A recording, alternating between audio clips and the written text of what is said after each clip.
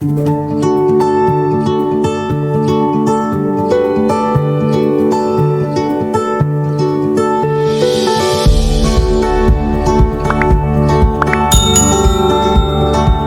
पढ़ाई नहीं रुकेगी कि हमारे ऑनलाइन लर्निंग प्लेटफॉर्म पर आज हम एक ऐसे विषय की चर्चा लेकर उपस्थित हुए हैं जिसे राष्ट्रीय शिक्षा नीति में विशेष बल व महत्व दिया गया है तथा शिक्षा विभाग द्वारा समग्र शिक्षा के तहत इसे लेकर कक्षा 6वीं से 8वीं तक के लिए एक विशेष प्रणाली तैयार की गई है। जी हाँ, हम निष्ठा ऑनलाइन प्रशिक्षण के मॉड्यूल 16 मापदंड पूर्व व्यवसाय की ही चर्चा कर रहे हैं और इस मॉड्यूल के माध्यम से आप सभी को पूर्व व्यावसायिक शिक्षा के बारे में विस्तार पूर्वक जानकारी देने के लिए हमने प्रश्न उत्तर माध्यम का चयन किया है। पूर्व व्यावसायिक शिक्षा के प्रत्येक बुनियादी ज्ञान, कौशल व स्वभाव के बारे में हमारी आज की चर्चा में विशेषज्ञ के रूप में आपके चिर परिचित माननीय शीबा खान मैम एवं श्रद्धा अग्रवाल मैम उपस्थित हैं। शीबा खान मैम के निष्ठा मॉड्यूल्स पर विशेष योग्यता को ही परख कर राज्य शिक्षा केंद्र के शैक्षिक संवाद में निष्ठा के ही एक अन्य मॉड्यूल 15 पूर्व प्राथमिक शिक्षा पर संपूर्ण प्रदेश के समक्ष प्रस्तुति हेतु उन्हें जबलपुर डाइट टीम के साथ आमंत्रित किया गया था तथा जबलपुर की प्रस्तुति उत्कृष्ट निरूपित की गई थी। वहीं श्रद्धा अग्रवाल मैम ने निष्ठा की मॉड्यूल की इस प्रकार की चर्चा प्रदेश में सबसे पहले यूट्यूब पर प्रस्तुत किया था। उनकी विशेषता इस बात से भी प्रमाणित है कि शिक्षा शास्त्र में मास्टर डिग्री में अपने बैच की वे टॉपर रही हैं। आइए ऐसे उत्कृष्ट शिक्षाविदों से हम अपनी चर्चा प्रारंभ करें। इसके पहले मैं प्रमोद श्रीवास्तव आज के हमारे विशेषज्ञ द्वय माननीय शीबा खान मैम एवं श्रद्धा अग्रवाल मैम तथा आप सभी जिज्ञासुओं का हृदय तल से स्वागत करता हूं। अब पढ़ाई नहीं रुकेगी कि अपने स्लोगन के साथ मॉड्यूल 16 मापदंड पूर्व व्यावसायिक शिक्षा का पहला एवं बुनियादी प्रश्न शीबा मैम से है और वह यह कि यह मॉड्यूल किन उद्देश्यों पर शीबा मैम रचा गया है। जैसा कि श्रीवास्तव जी आपने बताया कि एनईपी 2020 में अभी पूर्व व्यावसायिक शिक्षा का प्रावधान है, तो 6वीं से 8वीं में ये लागू होने जा रहा है। तो मिडिल के लिए बिल्कुल नई चीज़ है क्योंकि व्यावसायिक शिक्षा 9 से 12 के लिए तो रहती थी, अभी 6 to 8 में ही आने वाला है। तो हमारे शिक्षकों के लिए मॉड्यूल बहुत ज़्यादा महत्वपूर्ण है और इस मॉड्यूल के द्वारा जो उद्देश्य हैं इस मॉड्यूल के, जिससे आप जानने में सक्षम होंगे, वो उद्देश्य है कि इसमें कार्य अनुभव के उद्देश्यों का वर्णन करना सीखेंगे। साथ ही पूर्व व्यावसायिक शिक्षा कार्यक्रम की अवधारणा और उससे होने वाले लाभ को हम समझेंगे। फिर पूर्व व्यावसायिक शिक्षा की गतिविधियाँ और पाठ की योजना कैसे बनाना है, वो भी इसमें चर्चा की जाएगी और साथ ही समग्र शिक्षा के अंतर्गत व्यावसायिक स्कूल शिक्षा को समग्र शिक्षा अभियान के अंतर्गत उसका वर्णन करना हम समझेंगे।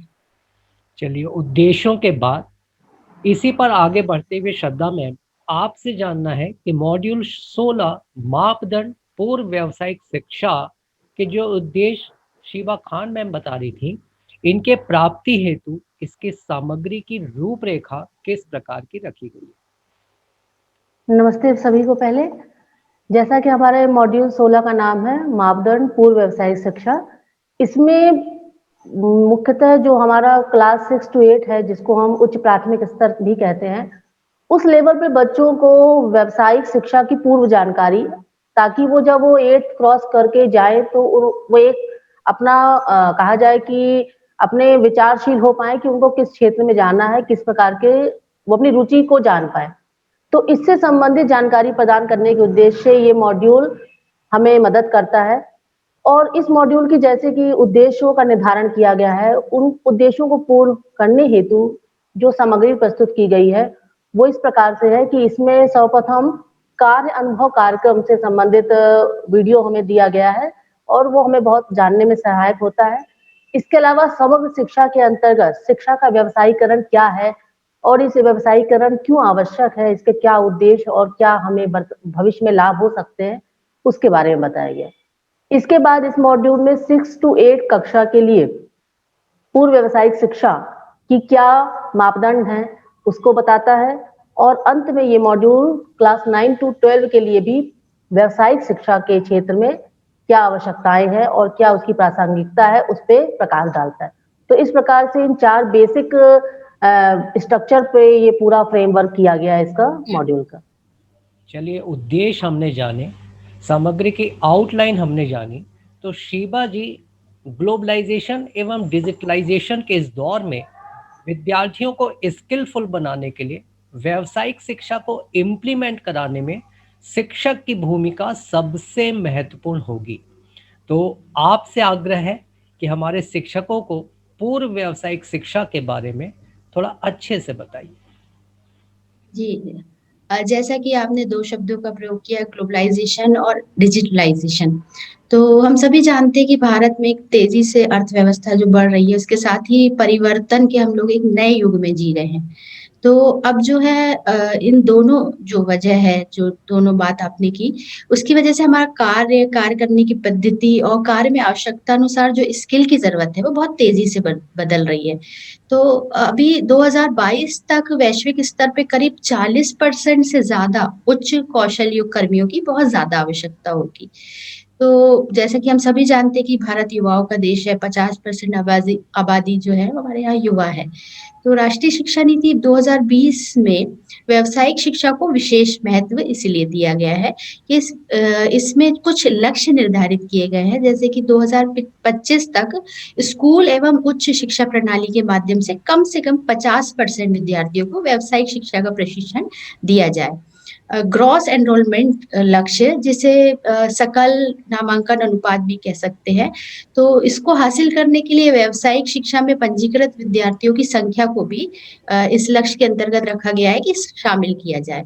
और विशेषतः इसमें इस बात का ध्यान दिया जा रहा है कि अकादमिक शिक्षा के साथ-साथ व्यावसायिक शिक्षा का एकीकरण किया जाए और व्यावसायिक शिक्षा के कार्यक्रमों को मुख्य धारा की शिक्षा में चरणबद्ध तरीके से एकीकृत किया जाए। तो ये 6 to 8 में ये जो है व्यावसायिक जो शिक्षा है उसके अवसरों की व्यावसायिक जो प्रोग्राम्स है उसके ऑफर किए जाएँगे और इनके अवसरों की जानकारी दी जाएगी। और साथ ही उच्च शिक्षा में व्यावसायिक शिक्षा को सुचारू रूप से संपन्न भी किया जाएगा। इसके 3 चरण इसमें बताए गए हैं, जिसमें सबसे पहला चरण है जागरूकता, मतलब अवेयरनेस, दूसरा है अन्वेषण यानी एक्सप्लोरेशन और तीसरा है प्रशिक्षण यानी प्रिपरेशन। तो जो पहला चरण है जागरूकता, तो इस चरण में छात्रों को वो सब सिखाया जाएगा कि लोग जीवन यापन के लिए क्या करते हैं और विभिन्न व्यवसायों की क्या आवश्यकता है। दूसरा चरण एक्सप्लोरेशन है, जिसमें छात्रों को कार्य करने की दुनिया में विभिन्न व्यवसायों में क्या-क्या विकल्प हो सकते हैं, क्या स्किल हैं, इनके बारे में जानकारी दी जाएगी। और जो तीसरा और आखिरी चरण है जिसमें प्रिपरेशन जिसे कहा जा रहा है, उसमें कौशल्य शिक्षण प्रशिक्षण के माध्यम से अलग-अलग गतिविधियों को सम्मिलित किया जाएगा।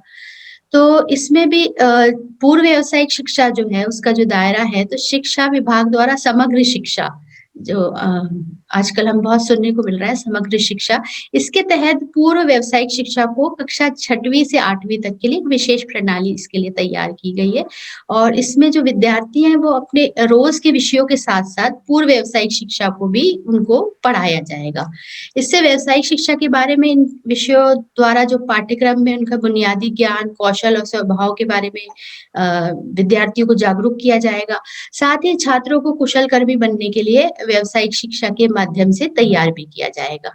अब सबसे बड़ी बात ये है कि जब ये इम्प्लीमेंट किया जाएगा कक्षा 6वीं से 8वीं में, तो यहाँ शिक्षक की भूमिका बहुत महत्वपूर्ण है। तो ये जो शिक्षक इसमें ये समझेंगे कि उनकी ज़िम्मेदारी क्या है, कैसे विषयों को चयन करेंगे, कैसे गतिविधियों का चयन होगा, कैसे सुचारू रूप से इन गतिविधियों को आसानी से क्रियान्वित करेंगे, ये सब एक नई चीज़ होगी उनके लिए। तो इसको समझना और इसको सही तरीके से इम्प्लीमेंट करना इनके लिए अनिवार्य है। तो इस मॉड्यूल में इसी की एक मार्गदर्शन दिया गया है, इसकी विस्तृत जानकारी दी गई है।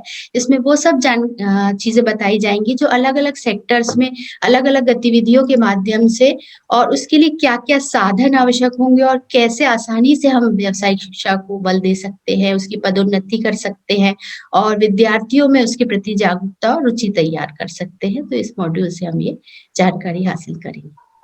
व्यावसायिक शिक्षा की हम बातें कर रहे हैं, तो संयुक्त राष्ट्र शैक्षिक, वैज्ञानिक और सांस्कृतिक संगठन ने व्यावसायिक शिक्षा की एक परिभाषा दी है। श्रद्धा जी, आपसे आग्रह है कि इसे दोहराते हुए व्यावसायिक शिक्षा एवं प्रशिक्षण के लक्ष्य तथा व्यवसायीकरण से तात्पर्य इत्यादि से भी हम सभी को परिचित कराएं। जैसा कि ये मॉड्यूल हमें पूर्व व्यावसायिक शिक्षा पर आधारित है, तो व्यावसायिक शिक्षा है क्या?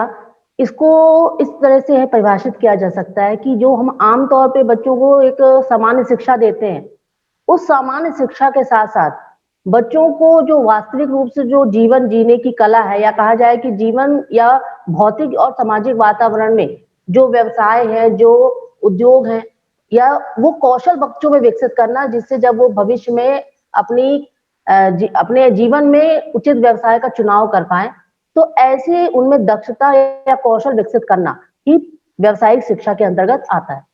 और व्यावसायिक शिक्षा को जब हम देते हैं तो उसके कुछ उद्देश्य भी है, जैसे कि बच्चों को जब पूर्व व्यावसायिक शिक्षा प्रदान की जाती है, तो इससे बच्चों में काम के प्रति, व्यवसाय के प्रति एक सकारात्मक दृष्टिकोण या एक कहा जाए एक सोच डेवलप उनकी होती है।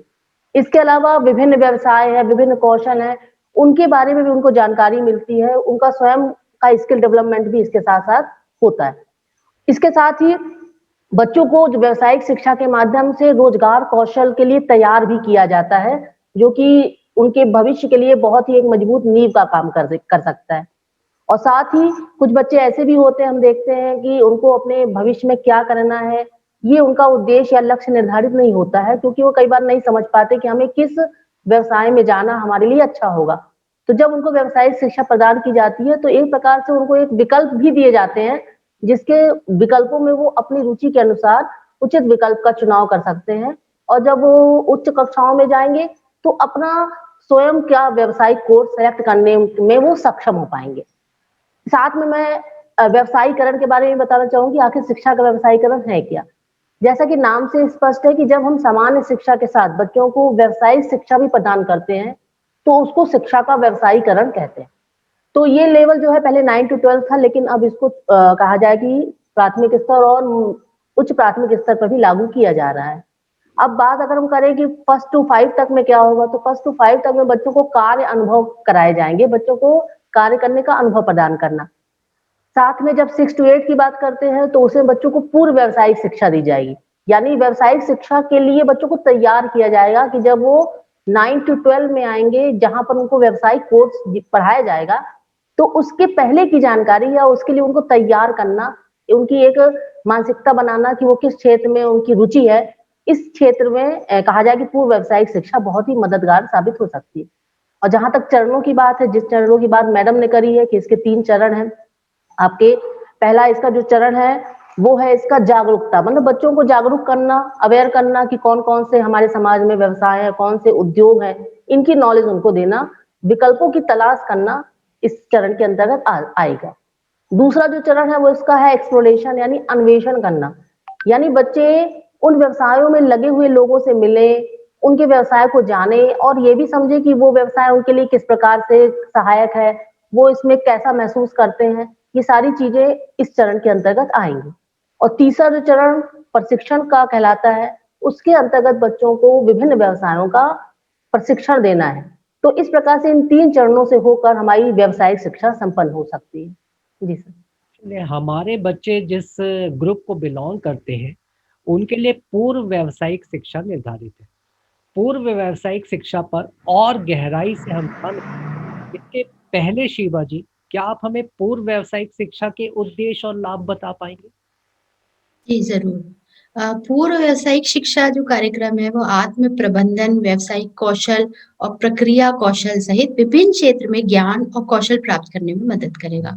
पूर्व व्यावसायिक शिक्षा में विद्यालयों द्वारा सभी तरह के कार्य से संबंधित शैक्षणिक गतिविधियों को शामिल किया गया है, जिससे विद्यार्थी कार्य की दुनिया से परिचित हो सकेंगे और प्रवेश करने के लिए अपने आप को तैयार कर सकते हैं और जिससे वो आसानी से व्यावसायिक और तकनीकी विषयों के बारे में जानेंगे।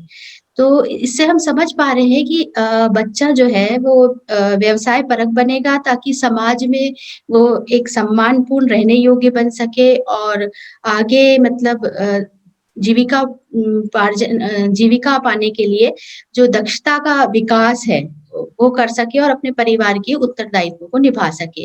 मतलब इसको भविष्य के लिए हम एक तरह से इसके द्वारा तैयार हो सकेंगे बच्चे।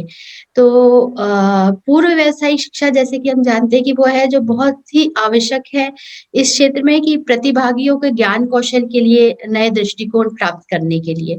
तो ये एक सहज जो स्कूल में पढ़ाई होती है उसके थ्रू जो पूर्व व्यावसायिक शिक्षा में जो इन सब्जेक्ट्स को जोड़ा जाएगा मुख्य विषयों के साथ, तो उससे बच्चे व्यावसायिक दुनिया की ओर परिवर्तन जो है उनको होने में सहायता मिलेगी और वो सहायक होंगे। अब हम देखें कि पूर्व व्यावसायिक शिक्षा जो है गतिविधियाँ वो कैसे आयोजित होंगी, तो इसके 5 चरण बताए गए हैं। पहला योजना निर्माण, फिर दूसरा उसके अनुसार अनुकूलित होंगे, फिर प्रतिबिंबित करके प्रदर्शन करेंगे और फिर उसके संबंध में जानकारी उनको दी जाएगी। तो ये कार्य सब मिलके करेंगे जैसे कार्य अनुभव शिक्षक करेंगे, व्यावसायिक शिक्षक और सामान्य शिक्षक ये सब मिलकर छात्रों को पूर्व व्यावसायिक शिक्षा द्वारा रोजगार के अवसर और उनसे जुड़ी हुई गतिविधियाँ एवं तकनीक या भविष्य से करियर का विकास के लिए क्या करना है ये सब विस्तार से पढ़ाएँगे। अब आप जैसे पूछ रहे थे कि इसके लाभ क्या हैं? तो इसके लाभ में सबसे पहले तो बच्चे स्वयं को कैसे व्यवसाय के लिए उपयोगी बनाएँ और साथ-साथ उत्पादकता को कैसे बढ़ाएँ, उसके बारे में समझेंगे। फिर काम के माध्यम से कैसे पहचान बनती है, ये भी वो समझेंगे। फिर काम द्वारा ज्ञान का निर्माण और श्रम की गरिमा के बारे में बच्चे जानेंगे। फिर जीवन उपयोगी व्यवसाय और करियर के विकल्पों की भी समझ उनमें विकसित होगी। चलिए, आप जो शिवा जी बातें बता रही हैं, अगर उसी परिप्रेक्ष्य में हम थोड़ा-सा पीछे जाकर अपनी प्राचीन गुरुकुल व्यवस्था को देखते हैं, तो हमारी प्राचीन गुरुकुल व्यवस्था में विद्यार्थी उस समय प्रचलित विषयों से संबंधित ज्ञान, जीवन के कौशल और व्यावसायिक कौशल भी सीखते थे। तो अब श्रद्धा जी, आपसे ये जानना है कि कार्य आधारित शिक्षा के ऐतिहासिक परिप्रेक्ष्य में अगर हम कुछ चर्चा करना चाहें, तो क्या आप इसमें सहयोग करेंगी? बिल्कुल सर, क्योंकि ऐतिहासिक परिप्रेक्ष्य को जाने बिना भविष्य की नीतियाँ बनाना संभव नहीं है, क्योंकि जैसा कि आपने गुरुकुल व्यवस्था की बात करी, आज की जो हमारी वर्तमान शिक्षा व्यवस्था है, उसपे गुरुकुल व्यवस्था हो या वैदिक शिक्षा व्यवस्था है, दोनों का ही प्रभाव देखने मिलता है। पहले जहाँ हम सभी जानते हैं कि गुरुकुल व्यवस्था होती थी, जिसमें गुरु और शिष्य के बीच का जो रिश्ता रहता था, काफ़ी मधुर होता था और मधुर होने के साथ-साथ ही बहुत ही अनुशासनशील भी होता था, जिसमें कड़े अनुशासन के बीच छात्र-छात्राओं जो शिष्य रहते थे, वो विद्या अध्ययन करते थे और उनको बहुत से ऐसे कार्य अनुभव प्राप्त होते थे गुरुकुल व्यवस्था में रहते हुए। तो कहा जाए कि व्यावसायिक शिक्षा की अगर शुरुआत की हम बात करें, तो ये उस समय की व्यवस्था से ही चालू था और इसमें बच्चों को केवल सैद्धांतिक ही जानकारी नहीं दी जाती थी या सैद्धांतिक ज्ञान तक ही उनका जो प्रशिक्षण था वो सीमित नहीं था, बल्कि उनको बाहरी जीवन से के साथ जोड़ करके या कर उनको प्रशिक्षित किया गया। इसी संबंध में अगर मैं बात कहूँ कि हमारे देश में भी बहुत से शिक्षा शास्त्री हुए हैं, जिन्होंने अपने शिक्षा के क्षेत्र में बहुत ही महत्वपूर्ण अपने विचार प्रस्तुत किए हैं। ये कुछ दार्शनिक भी हैं, कुछ विचारक भी हैं, जैसे कि रवींद्रनाथ टैगोर के बारे में हम सभी जानते हैं। साथ ही में अरविंद घोष हैं और हमारे महात्मा गांधी यानी मोहनचंद करमचंद गांधी जी और विवेकानंद स्वामी, ये सब कुछ मैंने गिने-चुने शिक्षा शास्त्रियों के नाम दिए हैं और भी हैं जो कि जिन्होंने शिक्षा के क्षेत्र में अभूतपूर्व अपने महत्वपूर्ण विचार प्रस्तुत किए हैं। अब हम कुछ औपचारिक पृष्ठभूमि पे आना चाहूँगी मैं। जैसे कि जो आपका वुड डिस्पैच है, आप सभी ने इसके बारे में सुना होगा। ये प्रकार से जो लॉर्ड चार्ल्स वुड जो थे, उनके द्वारा प्रस्तुत किया गया और ये एक व्यावसायिक शिक्षा की दिशा में उठाया गया प्रथम औपचारिक कदम था, जिसे मैं कहूँगी। तो इस वुड डिस्पैच में कहा गया है कि बच्चों को जो आपका पाठ्यक्रम है, उसके विविधीकरण पे जोर दिया गया है और साथ ही में ही बच्चों को व्यावसायिक क्षेत्र में कौशल करने उनको प्रशिक्षित किए जाने पर भी इसमें जोर दिया गया। और ये बात है 1854 की, यानी काफी पुराने समय में, यानी 1854 में जो वुड डिस्पैच आया, उस समय भी बच्चों को व्यावसायिक शिक्षा के प्रति अवेयर करने की बात कही गई थी। इसके बाद 1882 जिसको आपका भारतीय शिक्षा आयोग, जिसे हंटर आयोग के नाम से भी जाना जाता है, उस समय भी इस आयोग द्वारा जो शिक्षा व्यवस्था की जो समस्याएं हैं उन पर बहुत महत्वपूर्ण चर्चाएं की गई, बहुत उसका निरीक्षण किया गया और निरीक्षण के आधार पे पाया गया कि जो माध्यमिक स्तर है उस पर बच्चों को आगे 2 धाराओं को शामिल करना बहुत आवश्यक है, क्योंकि जब बच्चे स्कूल से निकलेंगे तो जाहिर बात है कि एक विश्वविद्यालय स्तर की परीक्षा प्राप्त करने जाएंगे, तो ऐसी परीक्षाओं के लिए बच्चों को तैयार किया जाए। और दूसरी विचारधारा ये थी कि बच्चों को व्यावसायिक कौशल विकसित किया जाए ताकि वो व्यावसायिक कोर्स को सिलेक्ट करने में वो सक्षम हो पाए। इसके बाद अगर मैं थोड़ा सा और ऐतिहासिक पृष्ठभूमि पे जाऊं तो इसके बाद जो है आपका 1952-53 में माध्यमिक शिक्षा आयोग, जिसको हम जानते हैं, जो कि माध्यमिक शिक्षा और शिक्षक शिक्षा का केंद्रित आयोग था, इसने भी पाठ्यक्रम के विविधीकरण पे जोर दिया और ऐसे विद्यालय पर जोर दिया जो कि बहुउद्देशीय विद्यालय हो, अर्थात जहां पर बच्चों को कला है, विज्ञान है, वाणिज्य है और कहा जाए कि औद्योगिक ललित कला है, मानविकी है, इन सारे क्षेत्रों को सम्मिलित करते हुए पाठ्यक्रम को विकसित करने पर जोर दिया ताकि बच्चे सामान्य ज्ञान के साथ साथ इन सभी कौशलों से संबंधित ज्ञान भी अर्जित कर पाए। इसके अलावा 1964 और 66 में भी इसी आयोग द्वारा कार्य अनुभव प्रदान किए जाने पर भी जोर दिया कि व्यावसायिक शिक्षा के साथ साथ बच्चों को कार्य अनुभव संबंधित जो कार्यक्रम है वो आयोजित कराए जाए ताकि बच्चों को स्वाभाविक अनुभव प्राप्त हो सके। इसके अलावा जो 1986 की हमारी राष्ट्रीय शिक्षा नीति आई, जिसके बारे में हम बहुत कुछ जानते भी हैं, तो उसमें भी शिक्षा के व्यवसायीकरण पे बहुत अधिक जोर दिया गया और बच्चों को सामान्य शिक्षा के साथ साथ व्यावसायिक शिक्षा प्रदान करने की दिशा में बहुत से महत्वपूर्ण कदम उठाने की बात कही गई। अब मैं करंट की बात करूं, जो हमारी राष्ट्रीय नई शिक्षा नीति आ गई है 2020, ये और भी ज्यादा मैच्योर है, बहुत ही डेवलप है, जो कि जो व्यावसायिक शिक्षा को केवल हाई स्कूल तक या हायर सेकेंडरी तक सीमित ना रखकर इसको शिक्षा के हर लेवल पर, यानी प्राथमिक लेवल, उच्च प्राथमिक लेवल पर भी लागू करने की अनुशंसा करती है, जिसमें बच्चों के लिए नियमित तौर पर क्लास पीरियड लगवाए जाएंगे, बच्चे एक सब्जेक्ट के रूप में उसको सेलेक्ट करेंगे और उसकी उनको परीक्षा भी देनी होगी, जो कि उनके कहा जाए कि आंकलन का एक महत्वपूर्ण भाग होगा। तो ये सारी चीजें हमारी नई राष्ट्रीय शिक्षा नीति के अंतर्गत आ गई हैं और इनके लागू होने का बस इंतजार है। जी सर। नई राष्ट्रीय शिक्षा नीति के साथ श्रद्धा जी प्रारंभिक तौर पर बातें कर रही थी व्यावसायिक शिक्षा की औपचारिक प्रणाली की, और व्यावसायिक शिक्षा की औपचारिक प्रणाली में लॉर्ड चार्ल्स वुड के डिस्पैच को शिक्षा के मैग्ना कार्टा के रूप में समझा जाता है। इसी संदर्भ में 1936 में वुड और एबॉट आयोग ने शिक्षा के मैनुअल कार्य के महत्व पर जोर देकर कुछ महत्वपूर्ण सुझाव भी दिए थे। तो शीबा जी, आपसे निवेदन है कि कृपया इन सुझावों को एक बार आप दोहरा दें। वुड और एबॉट आयोग जो 1936 में आया था, जैसा आपने बताया, तो उसमें जो सुझाव है उसमें पहली बात यह है कि विभिन्न व्यावसायिक क्षेत्रों की आवश्यकता के अनुसार व्यावसायिक शिक्षा का आयोजन हो और किसी भी व्यावसायिक क्षेत्र के महत्व को कम नहीं आंकना चाहिए। फिर साथ ही व्यावसायिक शिक्षा को साहित्यिक और विज्ञान शिक्षा के समान ही समझा जाए और इसका मानक बढ़ाया जाना चाहिए। फिर तीसरी बात है कि व्यावसायिक शिक्षा को अन्य प्रकार की शिक्षा का पूरक माना जाना चाहिए। फिर छोटे उद्योगों में लगे जो कुशल श्रमिक हैं, उनको भी उचित व्यावसायिक प्रशिक्षण दिया जाना चाहिए। व्यावसायिक शिक्षा के लिए 2 तरह के स्कूल होना चाहिए, पहला जूनियर व्यावसायिक स्कूल और दूसरा सीनियर व्यावसायिक स्कूल।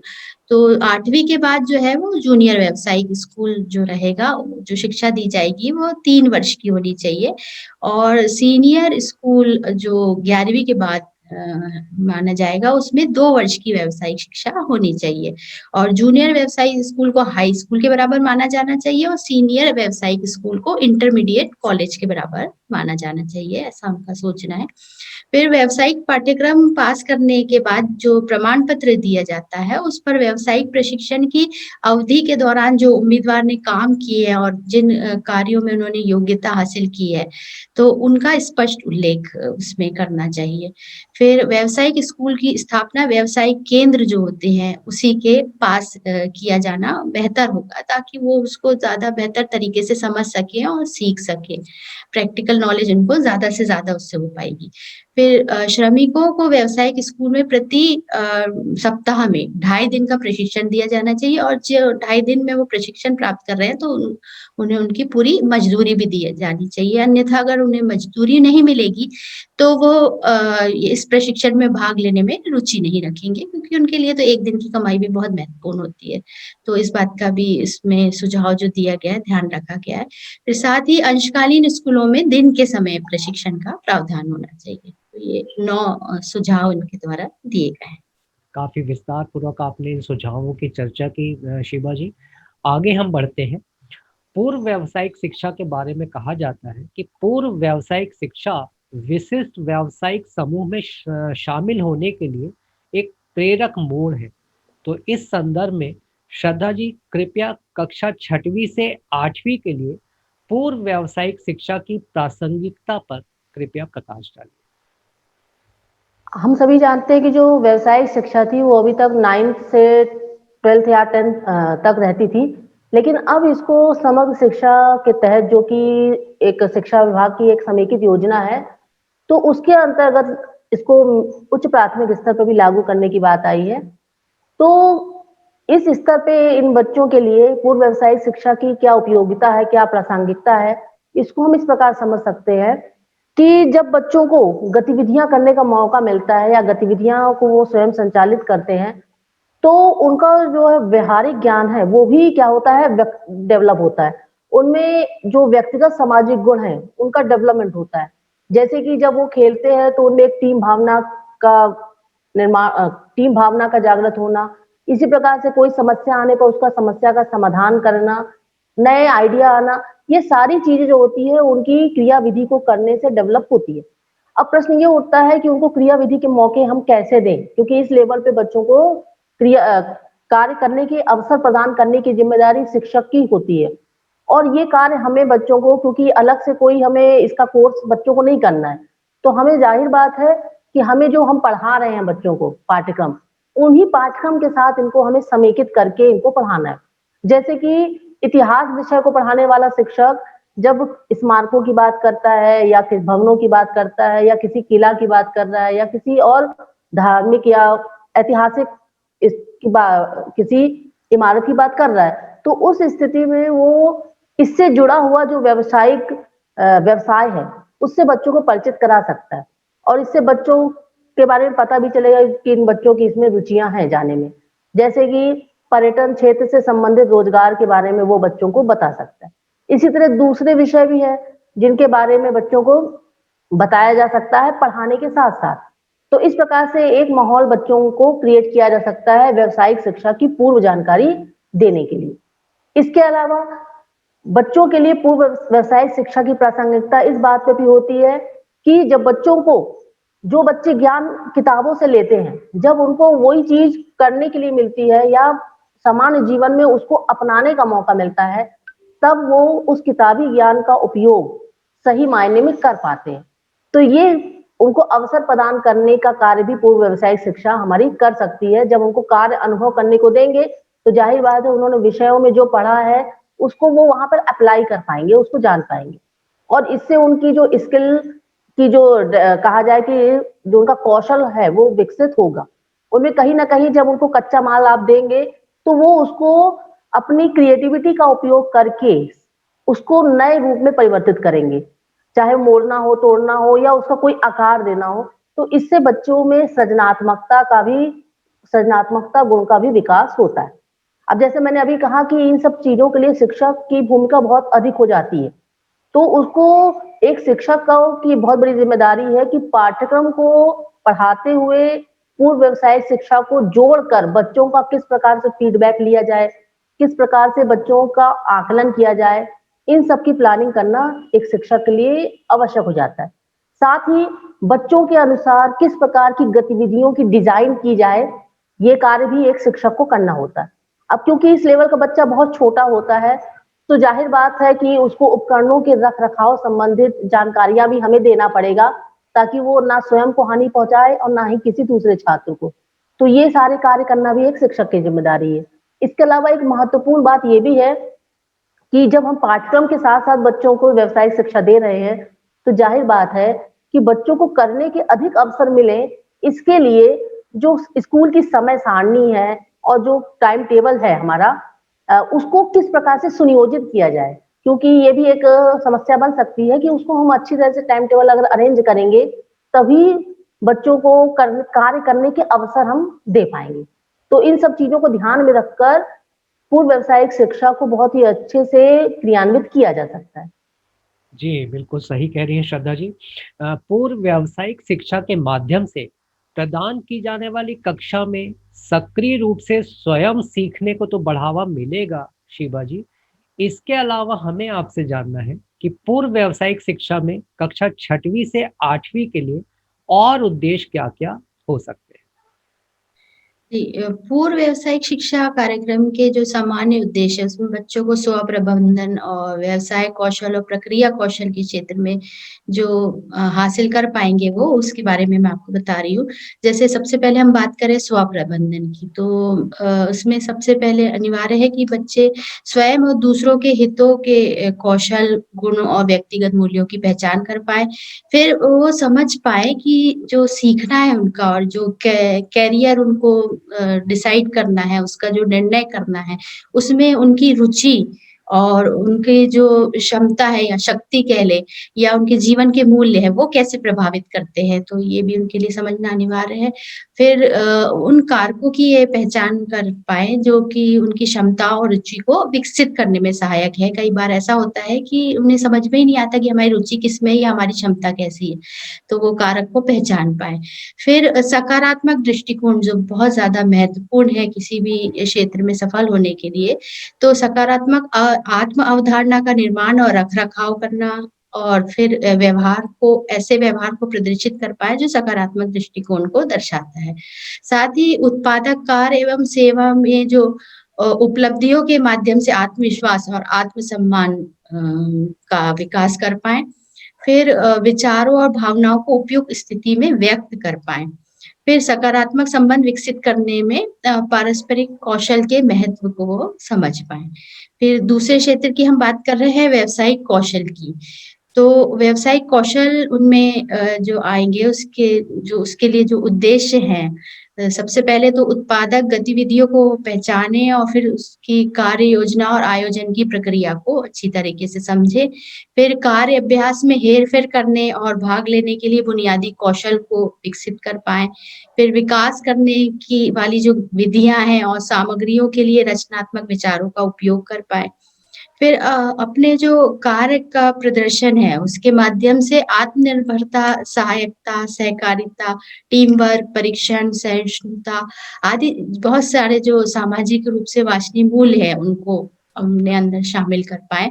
फिर सबसे इम्पोर्टेंट है कि जो श्रमिक हैं, उनके संबंध में उन्हें मुख्य रूप से सम्मान की भावना को वो विकसित कर पाएँ और जीवन को विभिन्न व्यवसायों के कौशल से जोड़ कर देखें। तो अब तीसरे क्षेत्र की जो हम बात कर रहे हैं कौशल प्रक्रिया की, कि ये प्रक्रिया कैसे होगी, उसके क्या उद्देश्य होंगे? तो सबसे पहले तो वो ये समझ सके कि कौशल एक सीखने की प्रक्रिया है, जिसमें बार-बार अभ्यास करने के साथ ही आती है। इसमें मतलब अगर शुरुआत में किसी चीज़ में कठिनाई जा रही है, परेशानी जा रही है और वो सोचे कि अरे! ये हमारे बस की नहीं है, हम ये नहीं कर पाएँगे, तो ऐसा नहीं है, मेंटली उनको प्रिपेयर होना पड़ेगा इसके लिए। फिर विभिन्न व्यवसायों में कार्य को पूरा करने के लिए कठिन कौशल प्रक्रिया और कौशल की वो पहचान कर पाएँ। फिर संचार एवं प्रतिक्रिया प्रदान करने के लिए प्रभावी संचार कौशल को विकसित कर सकें और विभिन्न देशों और विभिन्न संस्कृति के लोगों की भाषा में संबंध बनाए रखना सीख पाएँ। और ये भी समझे कि करियर निर्माण की प्रक्रिया में जैसा कि पहले भी कहा था कि ज्ञान, कौशल और मूल्य कैसे महत्वपूर्ण होंगे, वो इसको समझ पाएँ और शिक्षा और कार्य के बीच की कड़ी को भी समझ पाएँ। फिर विभिन्न पेशों के लिए सॉफ्ट स्किल और कठिन कौशल की समझ रखते हुए करियर के विकल्पों का मूल्यांकन कर पाएँ। और इन सब उद्देश्यों को जो 6वीं से 8वीं कक्षाओं में किस तरीके से शिक्षक किन गतिविधियों के द्वारा विषय के साथ एकीकृत करते हुए कैसे शामिल करते हैं, अब ये यहाँ पे ये चीज़ इम्पोर्टेंट है। बिल्कुल। ये उद्देश्य कैसे प्राप्त कर पाएँ? बिल्कुल शिवा जी, चर्चा के इस पॉइंट पर आकर श्रद्धा जी, आपसे हमारा आग्रह है कि आप उन गतिविधियों के बारे में अवश्य चर्चा करें जिनमें एक विद्यार्थियों को संलग्न रखा जा सके और उनके सीखने में सुधार के लिए हम उचित प्रतिक्रिया दे सकें। तो ऐसी कुछ गतिविधियां आप चर्चा करें श्रद्धा जी। बहुत सी ऐसी गतिविधियां हैं जो कि उच्च प्राथमिक स्तर पे बहुत ही कुशलता से कराई जा सकती हैं और ये गतिविधियां बच्चों के लिए बहुत ही रुचिकर हो सकती हैं।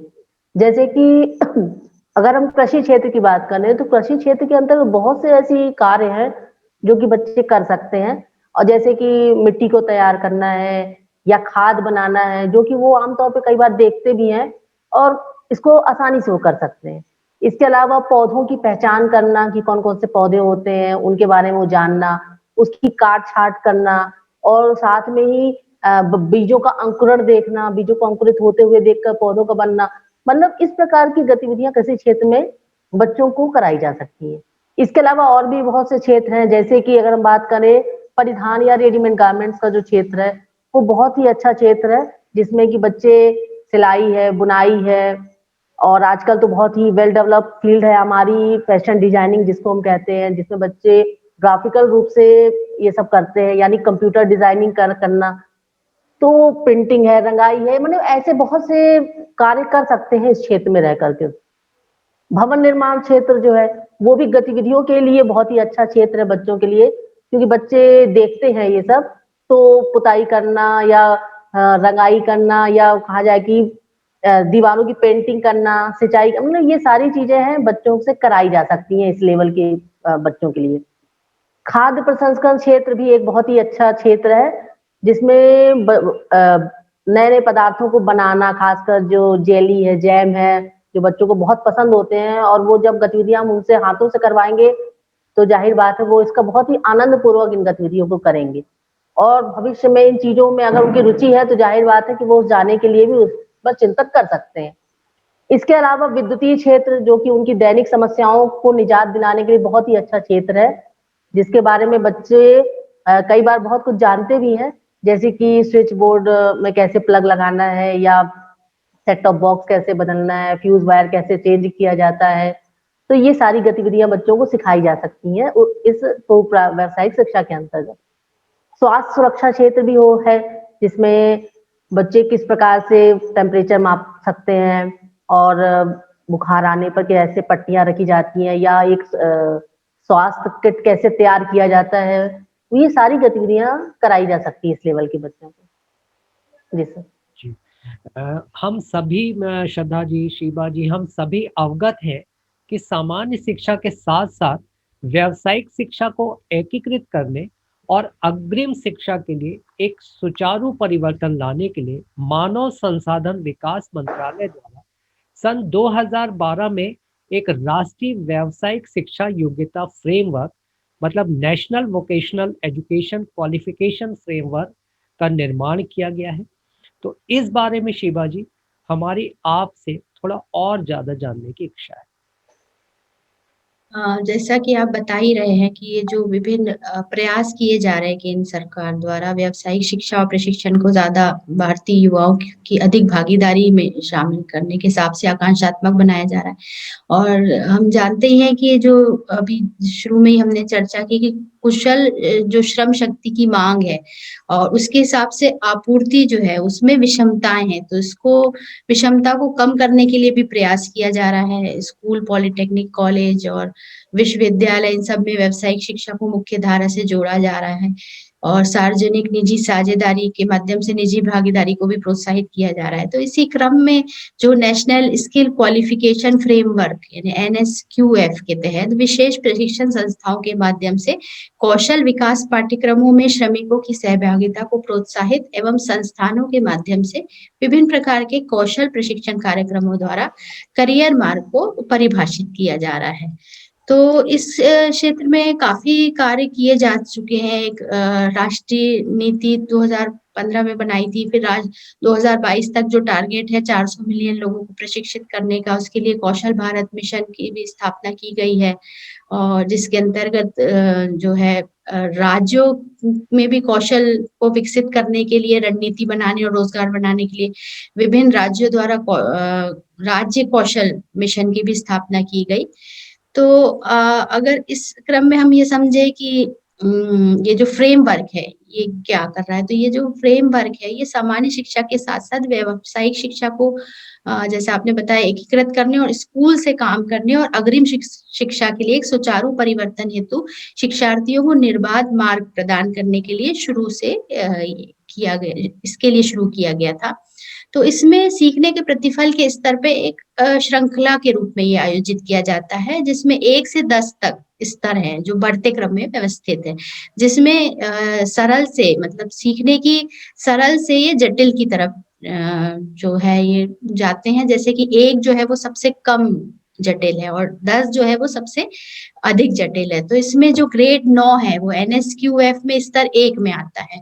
फिर ग्रेड जो विश्वविद्यालय और कॉलेज में जो डिप्लोमा है वो एनएसक्यूएफ स्तर 5 में आता है और एडवांस डिप्लोमा और डिग्री जो है वो एनएसक्यूएफ स्तर 6 और 10 में आता है। इस तरीके से हम देखते हैं कि कैसे ये कम जटिल से अधिक जटिल की ओर बढ़ता जाता है क्लास वाइज पढ़ने पे। अब इसमें सीखने के प्रतिफलों के विवरण जो इसमें डिसाइड किए गए एनएसक्यूएफ में प्रत्येक स्तर के हिसाब से, तो उसके 5 पॉइंट दिए गए हैं। पहला है आवश्यक प्रक्रिया, दूसरा व्यावसायिक ज्ञान या पेशेवर ज्ञान, तीसरा व्यावसायिक कौशल या पेशेवर कौशल और चौथा मुख्य कौशल और 5वां है उत्तरदायित्व। तो इसमें जैसे मैं सबसे एक एग्जांपल दूंगी आपको कि स्तर 1 में किस तरह की अपेक्षित प्रक्रिया हो सकती है। तो उसमें व्यक्तियों को वे प्रक्रिया शुरू करने के लिए तैयार करना जो नियमित आधार पर आवृत्ति मूलक है और जिनके लिए पूर्व में अभ्यास की जरूरत नहीं होती, क्योंकि ये थोड़ा सरल है अभी। तो उस आधार पे स्तर 1 में ये अपेक्षित प्रक्रिया रखी गई है। फिर इसमें जो व्यावसायिक ज्ञान है वो सामान्य व्यापार, पारिभाषिक शब्दावली, अनुदेशात्मक शब्दों के अर्थ व समझ से परिचित हो पाएंगे। फिर व्यावसायिक कौशल क्या हासिल होंगे, इनके नित्य चर्या और आवृत्ति और संरक्षा और सुरक्षा उपाय करना। इनके मूल कौशल जो विकसित होंगे वो पढ़ना और लिखना, जोड़ना, घटाना, व्यक्तिगत वित्त, सामाजिक और धार्मिक विविधता, स्वच्छता और पर्यावरण से परिचित होना। अब इसमें जो उत्तरदायित्व है, चूंकि स्तर 1 है, सरल है, तो इसमें कोई उत्तरदायित्व नहीं रहेगा और सदैव सतत अनुदेशों और सघन पर्यवेक्षण में काम करना रहेगा। इसी तरीके से स्तर 2 में भी जब हम बढ़ते हैं तो उत्तरदायित्व तो उसमें भी कुछ नहीं है और अनुदेशों का ही पालन करना है। फिर धीरे-धीरे स्तर 3 से जब 10 तक बढ़ते हैं तो वो उत्तरदायित्व उनका बढ़ता जाता है। पहले स्वयं के लिए उत्तरदायित्व रहता है, फिर दूसरों के लिए रहता है और ये बढ़ते-बढ़ते समूह के लिए उत्तरदायित्व हो जाता है और इसमें मतलब समूह का विकास करना भी शामिल हो जाता है। तो इस तरीके से हम देखते हैं कि स्तर 10 तक पहुँचने पर इसमें जो जटिलता है बढ़ती जाती है, अपेक्षित प्रक्रिया भी बढ़ती है और ज़्यादा से ज़्यादा कौशल इनको हासिल कर पाते हैं और उत्तरदायित्व भी इनका बढ़ता जाता है। बिल्कुल शिवा जी, मॉड्यूल के बहुत सारे पहलुओं पर हमने बड़ी अच्छी चर्चा कर ली है। तो श्रद्धा जी, अब यहाँ पर यह जानना लेकिन आवश्यक है कि स्कूल व्यावसायिक शिक्षा कार्यक्रम के माध्यम से किन क्षेत्रों में व्यावसायिक विषयों की पेशकश की गई है? जी सर, जैसे अभी आपने पहले पूछा था तो वो जो गतिविधियां मैंने बताई थी वो बेसिकली 6 to 8 बच्चों के लिए थी जो कराई जा सकती हैं। लेकिन अगर हम पूरे स्कूल शिक्षा की बात करें तो स्कूल शिक्षा के अंतर्गत बहुत से ऐसे क्षेत्र हैं जो कि बच्चों को जिन इन क्षेत्रों के अंतर्गत गतिविधियां कराई जा सकती हैं। जैसे कि एक क्षेत्र तो कृषि है ही, इसके अलावा परिधान रेडीमेड गारमेंट वाला जो क्षेत्र है वो है आपका, मोटर वाहन क्षेत्र है, बैंकिंग और वित्तीय सेवा वाला क्षेत्र जो कि उच्च कहा जाए कि हाई स्कूल लेवल का एक बहुत ही अच्छा क्षेत्र हो सकता है। साथ ही भवन निर्माण क्षेत्र है, इलेक्ट्रॉनिक और हार्डवेयर क्षेत्र है, जिसमें हम बच्चों को बेसिकली जब 6 टू 8 में रहते हैं तो उनको साधारण बातों से परिचय कराते हैं, साधारण गतिविधियां कराते हैं। लेकिन इसको अगर हम व्यावसायिक कोर्स की संज्ञा दे देंगे तो बहुत कुछ इसके अंतर्गत आ जाता है जो कि बच्चे स्कूल लेवल पे अर्जित कर सकते हैं। इसके अलावा सूचना प्रौद्योगिकी क्षेत्र जो कि वर्तमान में बहुत ही महत्वपूर्ण क्षेत्र है, मीडिया एवं मनोरंजन का क्षेत्र है, प्लम्बिंग है, पावर सेक्टर क्षेत्र है, निजी सुरक्षा क्षेत्र है और दूरसंचार तथा पर्यटन विभाग क्षेत्र। तो इन क्षेत्रों को सम्मिलित किया गया है स्कूल शिक्षा विभाग के अंतर्गत, जिसमें बच्चों को गतिविधियां कराई जा सकती हैं। चलिए इस क्रम में और आगे बढ़ते हैं और शिवा जी आपसे जानते हैं कि शालाओं में व्यावसायिक पाठ्यक्रम संचालित करने में व्यावसायिक शिक्षकों की भूमिका और कार्य आखिर क्या है?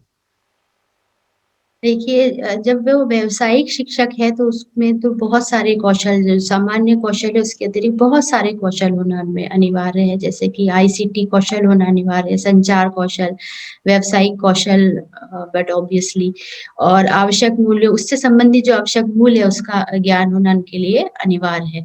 तो इन सब ज्ञान के सहारे जो वास्तविक व्यवसायी लक्ष्य या करियर प्राप्ति की ओर बच्चों को प्रासंगिक शिक्षण अनुभव प्रदान कर सकता है। और प्रभावी अगर उसमें संचार क्षमता है एक व्यावसायिक शिक्षक में, तो वो प्रभावी ढंग से शिक्षण सहायक सामग्री और पाठ्यक्रम के रूपांतरण में वो उसको मदद करेगा। साथ ही इसमें दृश्य श्रव्य सामग्री का जो उपयोग है उसमें निर्देशात्मक वीडियो, फिल्मों और कंप्यूटर सहायक कार्यक्रमों का भी उनको अधिक से अधिक उपयोग करना चाहिए, ताकि विद्यार्थी अधिगम जो है वो बहुत सरल हो जाए, बच्चों के लिए वो रुचिपूर्ण वातावरण बन पाए, उनके लिए बोझ जैसा ना लगे और उसमें वो आगे जाके उससे रिलेटेड जॉब के लिए वो सोच पाए।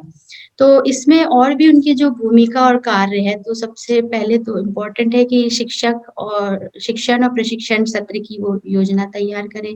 फिर जो विभिन्न दक्षताएँ हैं, सामग्री ज्ञान, व्यावहारिक कौशल, संप्रेषण कौशल, प्रस्तुति कौशल, संख्यात्मक कौशल, सामाजिक कौशल, शिक्षा कौशल और मूल्यांकन कौशल, इन सभी दक्षताओं का वो प्रदर्शन कर पाएँ। साथ ही मल्टीमीडिया सहित विभिन्न प्रकार की शिक्षण और प्रशिक्षण सामग्री का उपयोग करना उनका महत्वपूर्ण मतलब पहलू है कि ये सब उनसे बनना चाहिए। फिर विद्यार्थियों के प्रति मूल्यों और नैतिकता और सहानुभूति का प्रदर्शन करें। विद्यार्थियों को सुरक्षा, स्वास्थ्य और पर्यावरण के प्रति जागरूक करें और सभी प्रकार के रिकॉर्ड है, जैसे उपस्थिति रिकॉर्ड है, प्रगति रिपोर्ट है, नौकरी प्रशिक्षण रिकॉर्ड है, मूल्यांकन रिपोर्ट है, क्षेत्र निरीक्षण रिकॉर्ड है, लॉग बुक, गैर स्कूली उपलब्धियों के रिकॉर्ड, इन सबको वो तैयार रखें ताकि आगे उनको कभी कोई परेशानी ना रहे। बच्चे को अगर ये कहीं भी आगे इन फ्यूचर उनको ज़रूरत रहे तो ये पूरे रिकॉर्ड रेडी रहना चाहिए। फिर निरंतर विद्यार्थियों का प्रदर्शन का वो समय-समय पर, जैसे श्रद्धा मैडम ने भी कहा कि आकलन करते रहें, मूल्यांकन करते रहें और साथ ही वो प्रतिक्रिया भी उसमें दे पाएँ। क्योंकि ये निरंतर जो मूल्यांकन रहता है उसमें इम्प्रूवमेंट के चांसेस रहते हैं, तो अगर प्रतिक्रिया तुरंत मिल जाएगी तो वो बच्चे जल्दी इम्प्रूव कर पाएँगे। फिर विद्यार्थियों को सीखने और उनको स्वयं निर्देशित शिक्षार्थी बनाने के लिए प्रोत्साहित करें। फिर विद्यार्थियों की दक्षता का आकलन करें और उनके प्रदर्शन का मूल्यांकन करें। फिर नौकरी के दौरान प्रशिक्षण और प्रशिक्षण के लिए व्यावसायिक विद्यार्थियों की नियुक्ति में वो योगदान कर पाएँ। साथ ही जो इसमें जो प्रोसेस रहती है, इसमें अगर कोई दिक्कत जा रही है, समस्या जा रही है, तो उसका निदान कैसे हो सकता है, तो इसके लिए क्रियात्मक अनुसंधान का भी वो संचालन कर पाएँ।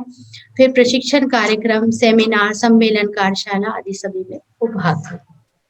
ये सब चीज़ें होना एक शिक्षक में बहुत ही अनिवार्य है, व्यवसायिक शिक्षक। चलिए मॉड्यूल के हम समापन करें उसके पहले हमारे शिक्षक साथियों के लिए एक आध बातें बड़ी इम्पोर्टेंट ध्यान में आती हैं। तो श्रद्धा जी, किसी भी गतिविधि को तैयार करने के लिए जैसा कि हमें मालूम है कि उसकी एक पाठ योजना होती है और इसे तैयार करते समय इसकी विभिन्न शर्तें होती हैं। तो हमारे शिक्षक साथी इसे अच्छे से समझ सके, इसके लिए पूर्व व्यावसायिक शिक्षा के लिए कुछ अनुकरणीय गतिविधियां अगर आप सजेस्टेड एग्जाम्पल आप दे देंगी तो काफी मदद होगी। जी सर। कुछ अनुकरणीय गतिविधियाँ जो कि मैं बताने जा रही हूँ, ये शिक्षक बच्चों को बहुत ही आसानी से करा सकते हैं और बहुत ही कहा जाए कि बच्चों में कार्य अनुभव को बढ़ाने की दिशा में बहुत अच्छी सहायक हो सकती है। जैसे कृषि क्षेत्र जो है, उससे बच्चों को बहुत जानकारी होती भी है और जब उसको वो स्वयं करते हैं, तो उनको लिए बहुत ही आनंददायक वातावरण भी बनता है और बहुत कुछ सीखते भी हैं। जैसे कि उनको वनस्पतिक क्षेत्र में ले जाकर के बच्चों को पौधों के तने काटना और क्या कहते हैं, तनों को रोपित करना या बीजांकुर कर देखना। साथ में बच्चों को मिट्टी की गुणवत्ता मापने के लिए कहना, बच्चों से मिट्टी का पीएच कैसे मापा जाता है, इस दिशा में उनको सिखाया जा सकता है कि वो उसको स्वयं जान पाएँगे। तो मिट्टी की गुणवत्ता को भी वो समझ पाएँगे इन क्रियाविधियों के माध्यम से। इसके अलावा बच्चों मिट्टी की पहचान भी कर पाएँगे क्योंकि जब विभिन्न प्रकार की मिट्टियाँ देखेंगे तो जो हमारा सिलेबस होता है कि मिट्टी के प्रकार कौन-कौन से हैं, तो वो उस चीज़ को देखने से वो मिट्टी के प्रकारों को भी बेहतर रूप से समझ पाएँगे और ये भी जान पाएँगे कौन-सी मिट्टी किस प्रकार की फसल के लिए अच्छी होती है। तो ये एक व्यावहारिक ज्ञान उनमें इस गतिविधि को कराने से डेवलप हो सकता है। इसी तरह से जैसे कि एक महत्वपूर्ण क्षेत्र है आपका कहा जाए कि विद्युत वाला क्षेत्र, जिससे बच्चों को कुछ गतिविधियाँ कराकर हम उनको घरेलू कार्यों के लिए भी पारंगत कर सकते हैं। क्योंकि बिजली जाना या प्लग वायर बदलना या सेट टॉप बॉक्स बदलना, ये सब हमारे दैनिक जीवन में ये घटनाएँ हमको करनी पड़ती हैं। तो इनको भी बच्चों को जब शिक्षक अपनी उपस्थिति में इनका अभ्यास कराएगा, तो क्या होगा कि बच्चों को जब स्वयं करेंगे, तो सीखेंगे भी और साथ में उनके भविष्य में जब वो ऐसा कुछ करेंगे, तो दुर्घटना की भी संभावना कम होगी क्योंकि पहले ही शिक्षक की उपस्थिति में वो ये सारा कार्य सीख चुके हैं। जैसे प्लग वायर बदलना है या आपका फ्यूज़ वायर बदलना, तो क्योंकि ये कार्य थोड़ा-सा दुर्घटना संभावित कार्य है। तो शिक्षक जब इनको अपनी उपस्थिति में इनको बारीकी से सिखाएगा और बच्चा स्वयं उसको करेगा, तो ऐसी समस्याओं से वो निपटने में बहुत अधिक सक्षम हो पाएगा। इसी के अलावा जो आपके कुछ और भी गतिविधियाँ जो करा सकते हैं बच्चों से, जैसे कि स्वास्थ्य सेवा संबंधी, क्योंकि वर्तमान में जैसे कि कोविड-19 की बीमारी ही हम सब देख रहे हैं। इसके अलावा भी एक सामान्य उपचार कैसे करना है, कोई एक कहा जाए कि प्राथमिक किट हमें कैसे तैयार करना है, ओआरएस का घोल कैसे बनाना है, ये सारी बहुत ही बेसिक चीज़ें हैं, जो कि अगर एक बच्चे को सिखाई जाती हैं, तो जब वो सीखेगा तो उनको निश्चित तौर पे आवश्यकता पड़ने पर वो उसका उपयोग कर पाएगा, कि कैसे हमें टेम्परेचर मापना होता है, कैसे ज़रूरत पड़ने पर हमको ओआरएस घोल बना सकते हैं हम। इसी तरह से प्राथमिक चिकित्सा सेवा कैसे हम किसी व्यक्ति को दे सकते हैं। तो ये छोटी-छोटी गतिविधियाँ एक शिक्षक बच्चों को अपने समक्ष कराए, तो वो बहुत अच्छे से सीख भी जाएँगे और उसको भविष्य में आवश्यकता पड़ने पर कार्यान्वित भी कर सकते हैं। जी सर। चलिए, मॉड्यूल का एकदम अंतिम प्रश्न के रूप में शिवा जी आपसे आग्रह है कि इसे आप बताएं कि मॉड्यूल 16 मापदंड पूर्व व्यावसायिक शिक्षा जो था उसे क्या, क्यों, कैसे और कौन के पैरामीटर पर, कृपया आप ही इसे सारांशित कर दीजिए। क्या के पैरामीटर में हम देखें तो ये अन्वेषण के लिए जैसे उत्पादक कार्य क्या-क्या होते हैं और व्यवसाय क्या हैं और करियर शिक्षा क्या है और क्या मतलब करके सीखा क्या इसका जो अन्वेषण कर सकते हैं, तो ये क्या के अंतर्गत आता है। फिर क्यों के लिए हम देख सकते हैं कि विकास के लिए कौन-कौन से चीज़ों के विकास के लिए आवश्यक है ये पूर्व व्यावसायिक शिक्षा, जीवन के कौशल के विकास के लिए, फिर इसके साथ ही सामान्य कौशल और तीसरा पूर्व व्यावसायिक कौशल के विकास के लिए।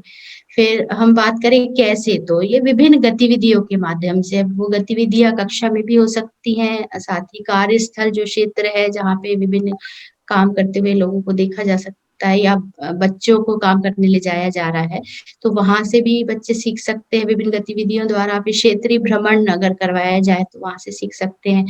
फिर इन विभिन्न व्यवसायों से संबंधित चार्ट या पोस्टर बना के फिर उत्पादन की अगर तैयारी उनसे करवाएँ तो के द्वारा वो बच्चे सीख सकते हैं।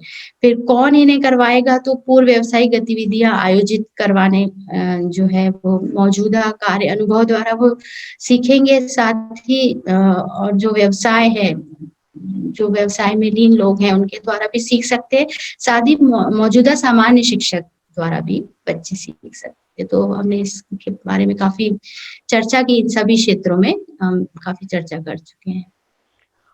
अब पढ़ाई नहीं रुकेगी कि हमारे ऑनलाइन लर्निंग प्लेटफॉर्म पर आज हम निष्ठा ऑनलाइन प्रशिक्षण के मॉड्यूल 16 मापदंड पूर्व व्यावसायिक शिक्षा पर बहुत ही विस्तार पूर्वक अपने विशेषज्ञ द्वय माननीय शीबा खान मैम एवं श्रद्धा अग्रवाल मैम के माध्यम से चर्चा कर रहे थे।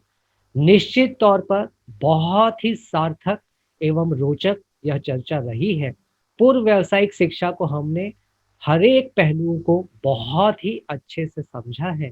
तो अब बारी है इन विशेषज्ञों के प्रति अपनी कृतज्ञता ज्ञापित करने की, और मैं प्रमोद श्रीवास्तव आप सभी के बिहाफ पर हमारे माननीय विशेषज्ञ द्वय शीबा खान मैम और श्रद्धा अग्रवाल मैम का बहुत बहुत आभारी हूँ। पुनः इन्हें बहुत बहुत धन्यवाद और आभार।